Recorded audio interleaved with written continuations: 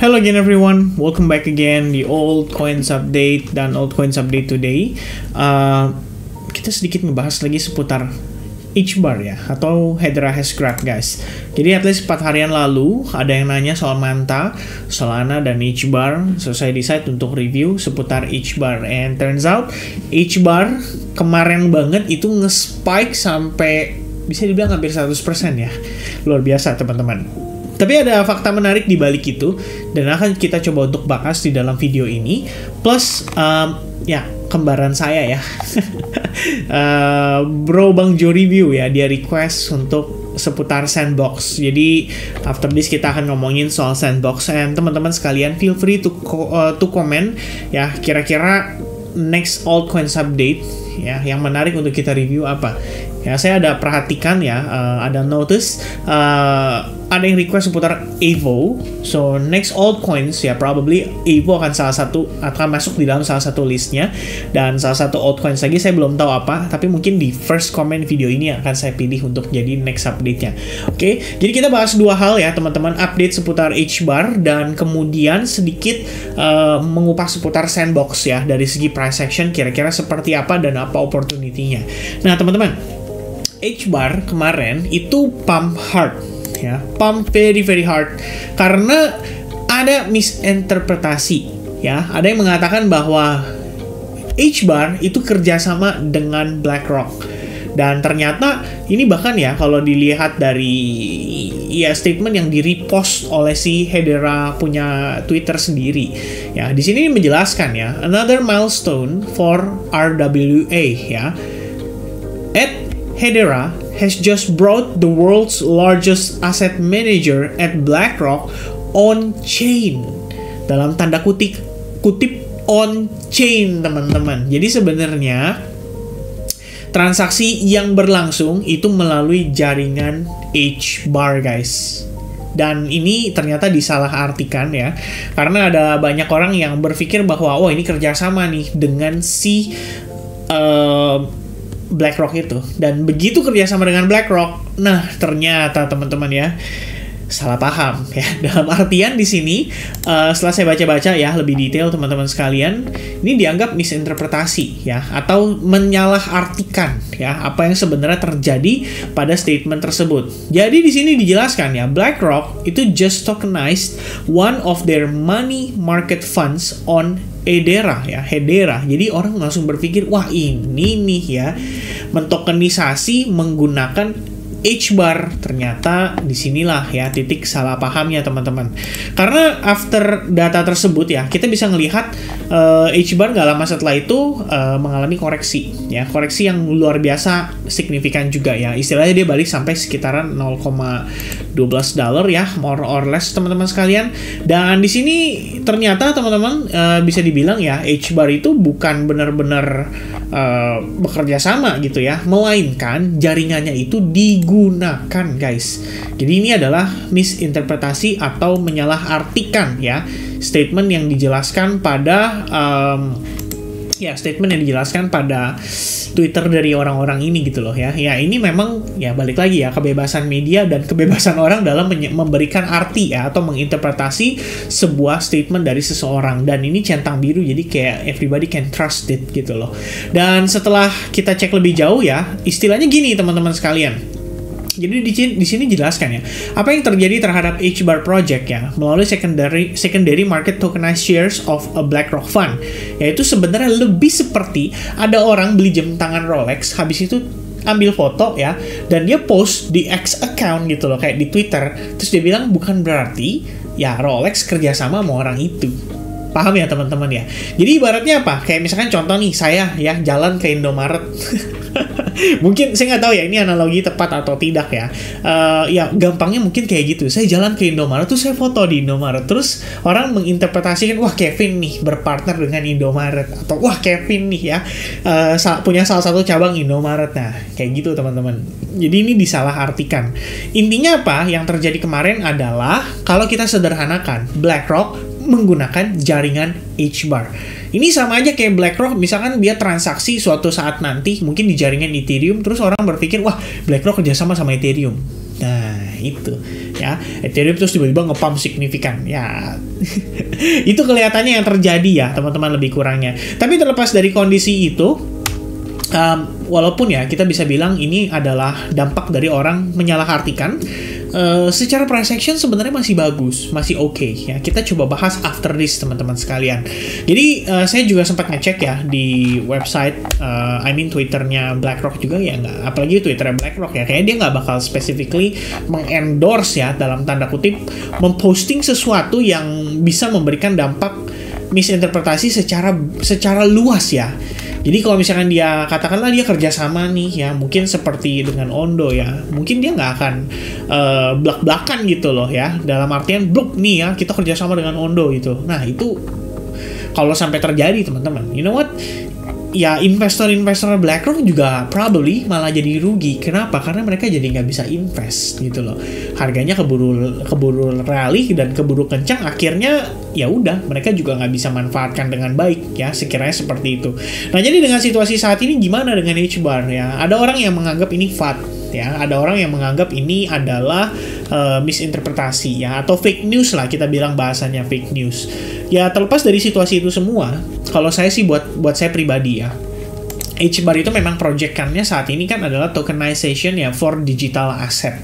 So in the long run, I think ya dia masih dalam keadaan match gitu ya, kalau kita bilang dengan tren yang saat ini sedang berlangsung ya. Si BlackRock sudah mengatakan waktu itu ya bahwa tokenization adalah the next era gitu kan. Jadi ya mungkin hanyalah masalah waktu aja sampai H-bar mungkin bisa mendapatkan kerjasama yang menarik ya. Probably kalau nggak BlackRock pun ya yang lain pun nggak ada masalah gitu loh. Yang penting apa? Tokennya punya use case, titik, sampai di situ ya. Itu teman-teman kira-kira. Nah, before kita ngomongin lebih jauh seputar Edera ya, saya dapat request juga untuk dibahas dong kok soal Bitcoin dominance-nya ya. So far sih kita ngeliat Bitcoin dominance-nya ada rejection ya di area resistance yang kita sempat marking gitu. Tapi apakah ini cukup? Ya, karena secara trend overall kita bisa bilang bahwa Bitcoin dominance itu masih dalam keadaan bullish guys. Ya, kalau kita ngelihat dari perspektif time frame hourly ya. Nah, teman-teman bisa lihat di sini. Ini doang ya saat ini yang menjadi satu buah pertimbangan ketika kemarin Bitcoin dominance terus-terusan ya secara struktur dia mengalami koreksi. Ya, kita sempat notice kalau di sini terbentuk yang namanya bearish flag pattern, and then dia breakdown dari bearish flag pattern itu. Plus kalau kita lihat di sini ada fair value gap juga, jadi inefisiensinya ke-fill separuh, habis itu dia langsung kena rejection dan harganya turun lagi, retest terhadap previous support resistance. So I think ya that's a good sign ya. Kalau misalkan sementara untuk jangka pendek ya probably selling pressure atau kita bilang bearish ya masih lebih mendominasi Bitcoin dominance, dan ini bisa ngasih kebebasan untuk altcoins bergerak di luar dari pergerakan Bitcoin secara pendorong utamanya gitu ya. Karena kita ngelihat hari ini Bitcoin tuh koreksi 2,5%, tapi Ethereum cuma koreksi 1,5%. Nah, ini kan berarti good gitu ya. Biasanya kalau Bitcoin 2,5%, Ethereum mungkin udah 4% atau 5% gitu loh. Nah, ini sebaliknya. Dan masih ada beberapa token bahkan yang dalam tanda kutip itu masih dalam keadaan positif. Kayak Near USDT, kita bisa lihat dia masih positif. Kemudian LTC masih berusaha untuk maintain dia punya tren dalam keadaan positif. Dan ya mungkin masih ada beberapa lagi lainnya yang cukup banyak, salah satunya ada Ondo juga yang dalam keadaan positif. Dan teman-teman, ya itu sementara ada satu buah kita bisa bilang ya satu buah impact yang cukup positif ya datangnya dari Bitcoin dominance itu, dan juga dari sentimen masing-masing di altcoins-nya itu sendiri. Jadi kita perlu tahu juga supaya ya kita bisa melihat ya ini kira-kira yang secara peluang untuk trading even untuk jangka pendek tuh kira-kira yang mana aja gitu. Nah teman-teman ya, yang kita mau bahas utamanya itu kan adalah si H-bar ya. Jadi H-bar after kemarin kita review ya guys, kita berbicara soal ini loh guys ya, area yang sebenarnya cukup menarik untuk kalian consider melakukan akumulasi gitu ya, katakanlah di area ini, dimana kita melihat sebelumnya H-bar mengalami liquidity sweep.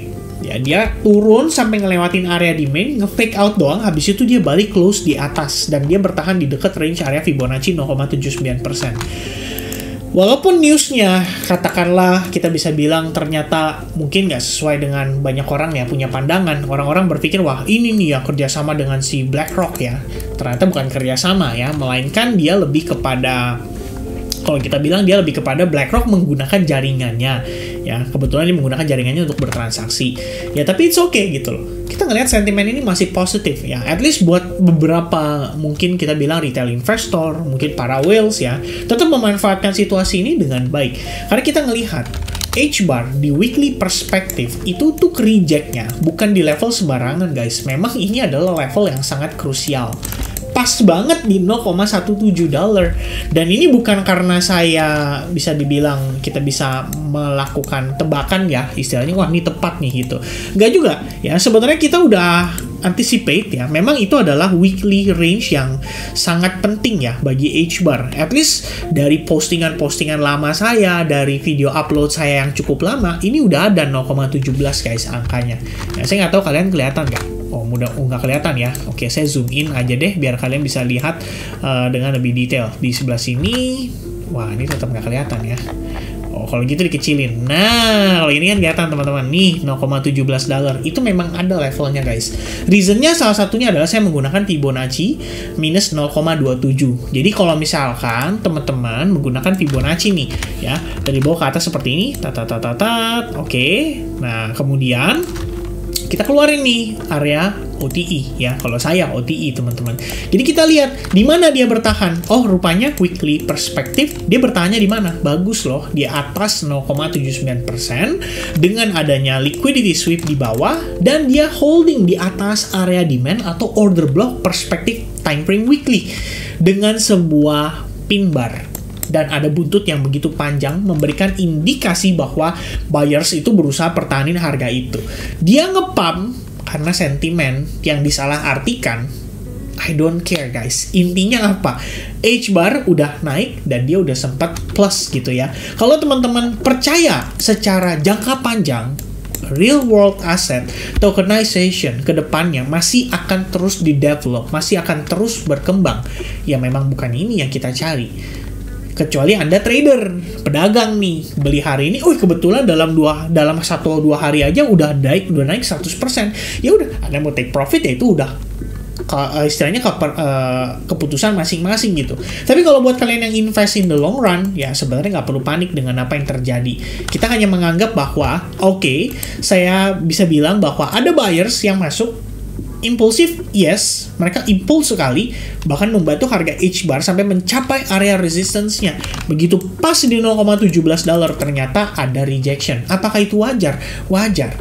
Ibaratnya apa? Kita berkendara, ini sudah sampai tujuan gitu loh. Dan mereka turun dari tempat tujuan mereka itu.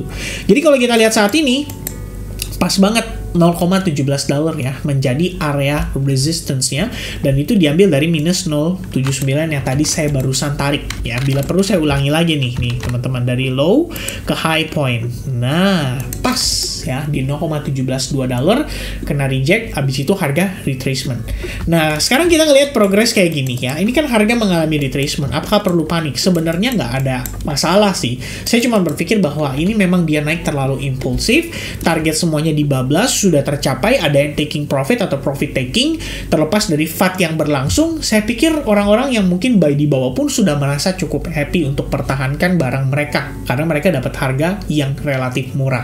Yaitu satu buah pertimbangan teman-teman. Dan satu lagi yang saya lihat adalah secara struktur, ini lower high, ini lower low, ini lower high, ini equal low, ini lower high, ini lower low. Sekarang sudah ada higher high. Kalau dia pullback, ya asumsinya jadi higher low. Semoga dia bisa terus menguat lagi. Itu saja teman-teman kalau dari perspektif time frame daily ya. Meanwhile kalau misalnya untuk hourly-nya ya saya nggak bisa bahas banyak-banyak ya, karena kita ngelihat tekanan jualnya juga terjadi dengan begitu signifikan gitu loh. Kalau teman-teman mau ditambahkan ya sebenarnya bisa-bisa aja. Ya, dalam artian kita ngelihat dari perspektif time frame hourly-nya dan kita cari ya sekiranya area mana nih yang bisa direvisit oleh sellersnya gitu ya. Sementara ini saya marking sebagai area order block.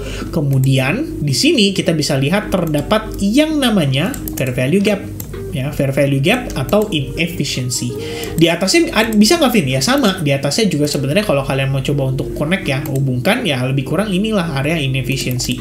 Jadi terbagi atas dua, ada area tengah ya dan ada area ekstrim. mendekati area order blocknya. Sebenarnya kalau semakin rendah dia turun, ini trennya berarti semakin melemah dan otomatis nggak bisa dipaksakan untuk masuk gitu ya. Kalau di tengah-tengah kayak gini jadi jatuhnya teman-teman nanti malah jadi FOMO gitu loh, pengennya masuk buru-buru supaya nggak ketinggalan gitu kan. Dan sementara kalau kita hubungkan trendline ya, in the end trendline ini sudah memberikan kita sebuah gambaran bahwa H-bar itu minimal sudah keluar dari trend bearishnya ya untuk mungkin jangka pendek. Ya, nanti jangka menengahnya seperti apa, saya rasa tergantung developmentnya. Saat ini terlalu tinggi, dan ini seperti sebuah tower jatuhnya teman-teman ya. Daripada kita mencoba untuk berspekulasi di sini, dan mendebak-debak bottomnya di mana, pokoknya simpelnya, selama tekanan jual masih berlangsung, jangan buru-buru masuk, that's it. Ya, kalau kalian yang udah beli di bawah, mungkin kalian sudah taking profit. Profit itu kalian nanti bisa gunakan lagi kalau kalian masih percaya H-bar in the long run. That's it. Alright. Dan sedikit ya, mungkin sharing ya seputar H-bar ini, karena saya sempat mentioning ya di Discord, per harga break itu kenceng banget ya. Ini H-bar dari live streaming udah ada dari sekitaran tanggal 9 April. Kemudian kemarin kita ngelihat tanggal 20 April ya, waktu saya habis posting itu nggak lama, saya bilang juga sama teman-teman, closing weekly kalau doji bisa lebih bagus, ngasih kita gambaran kalau market ada potensi untuk bottoming soon. Bisa lebih rendah, of course, tapi setidaknya selling pressure sudah berhenti di kisaran area weekly itu. Good area untuk cicil. Belinya berapa tergantung discretion masing-masing ya, karena kan setiap orang analisanya beda-beda, researchnya beda-beda, convictionnya juga berbeda-beda. Jadi itu kembali lagi ke masing-masing. Tiba-tiba nanjaklah dia, dan saya sampaikan ya, kalau misalkan nanti ada pullback ya ke area imbalance, mau cicil itu bisa dimanfaatkan ya. Terus sekitar tadi siang banget ya, jam 1 saya info teman-teman, H-bar saya late notice ya, saya nggak memperhatikan. Intinya dapat kabar terakhir tuh BlackRock kerjasama sama dia ya.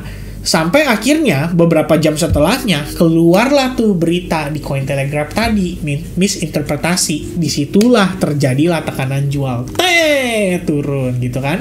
Saya cuma bilang gini, posisi spot tetap bisa keep untuk next major resistance karena high point di 0,14 sudah di break out. Untuk nambah size mungkin nanti jika ada pullback ya di H-bar. Sementara saya juga dengan size yang sama, belum nambah lagi ya. Saya ada pegang barang ya, bisa dibilang average cost yang terakhir terbaru banget itu di sekitar 0,1an ya, lebih kurangnya.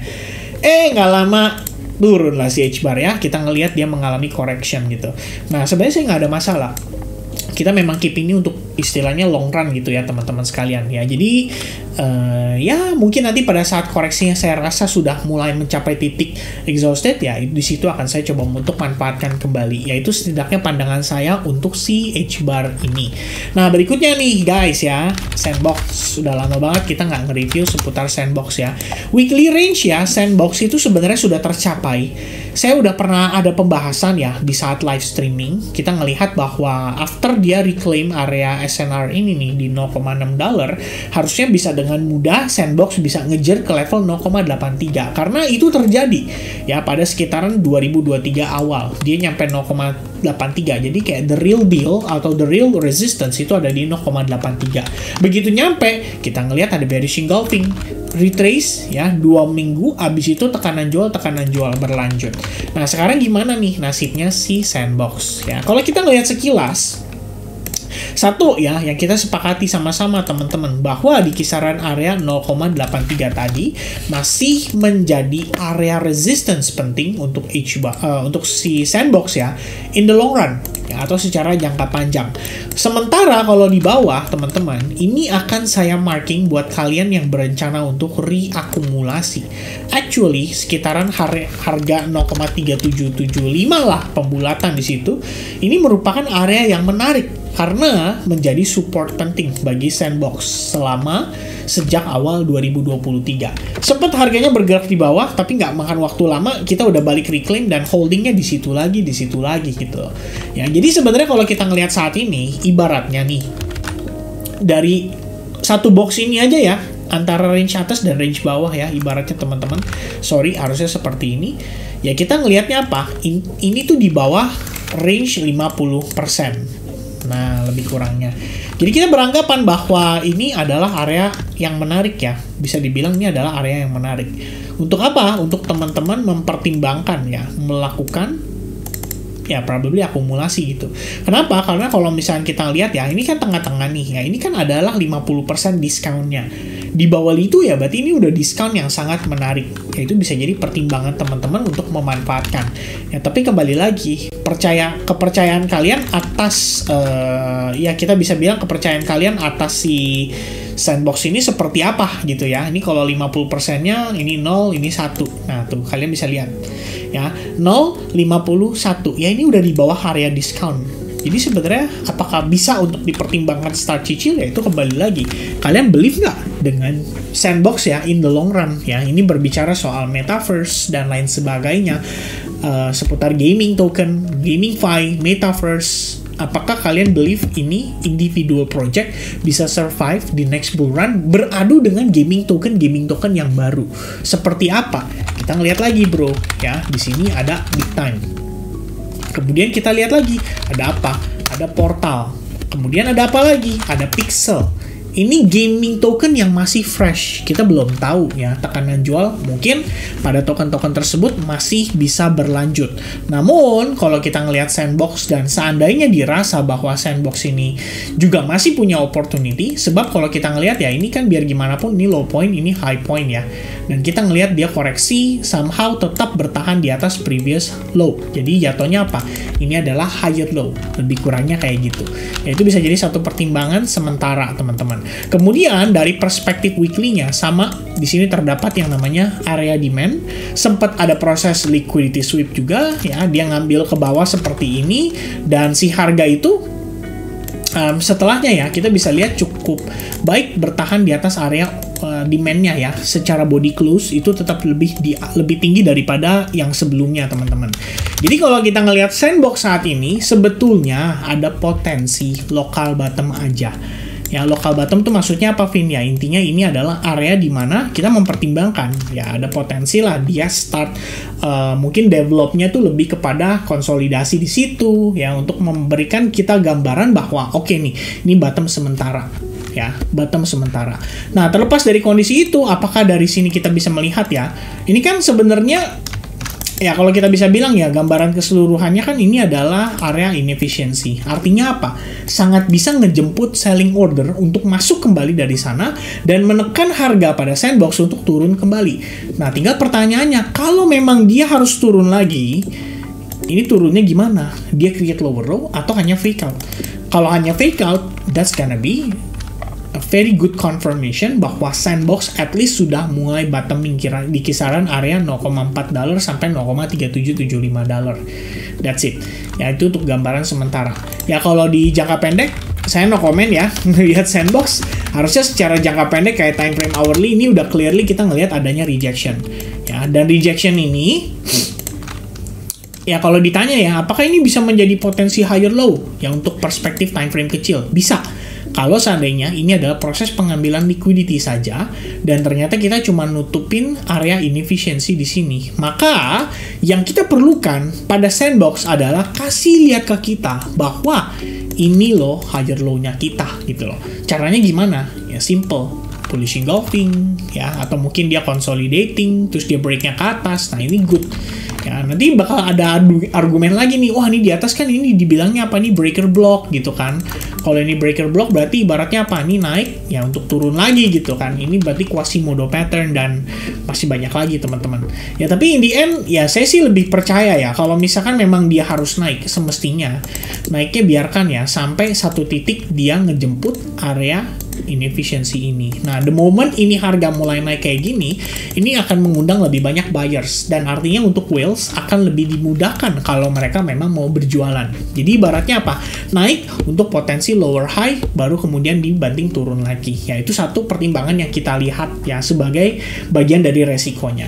Tapi overall ya di time frame kecil bagus. Kita ngelihat di sini ada support resistance ya kan. Ini kalau bisa bertahan dengan cukup baik ya it means dia bermain tepat di atas area resistance itu. Jadi ini adalah resistance become support. Di saat yang bersamaan juga terdapat inefisiensi yang harus dipertahankan. Kalau bisa dipertahankan, good. Berarti ada potensi dia bisa rebound lagi. Dan ini artinya, ya probably dia akan confirming potensi seperti ini. Ya, itu satu pertimbangannya. Oke, so for now teman-teman sekalian ya, yang tadi saya sudah jelaskan H-bar ya, tergantung kalian melihat ini secara jangka panjang atau jangka pendek, itu kembali ke personality masing-masing. Kalian mau manfaatkan untuk profit taking, kalian mau manfaatkan untuk gue mau hold jangka panjang, gue percaya dengan tokenization kedepannya masih akan terus bertumbuh, yaitu pilihan yang membuat kalian menjadi lebih confident dalam nge-hold transaksi atau barang di token-token tersebut, termasuk Sandbox salah satunya. Oke, so God bless to you all, and I'll see you guys again in the next update for Bitcoin. Cheers and goodbye guys.